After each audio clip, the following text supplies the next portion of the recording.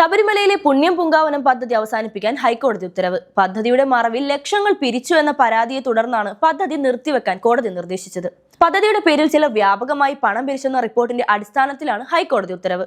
ADGP MR Ajith കുമാറാണ് മുദ്രവെച്ച കവറിൽ കോടതിക്ക് റിപ്പോർട്ട് സമർപ്പിച്ചത്. പോലീസിന്റെ റിപ്പോർട്ടിൽ കോടതി നടുക്കം രേഖപ്പെടുത്തി. റിപ്പോർട്ടിന്മേൽ നടപടി സ്വീകരിക്കാൻ സർക്കാരിന് കോടതി നിർദ്ദേശവും നൽകി. പുണ്യം പൂങ്കാവനം പദ്ധതിയുടെ പേരിൽ ഭക്തർ വഞ്ചിക്കപ്പെടരുതെന്ന് ഹൈക്കോടതി അഭിപ്രായപ്പെട്ടു. 2011 പുണ്യം പൂങ്കാവനം പദ്ധതി ആരംഭിച്ചത്.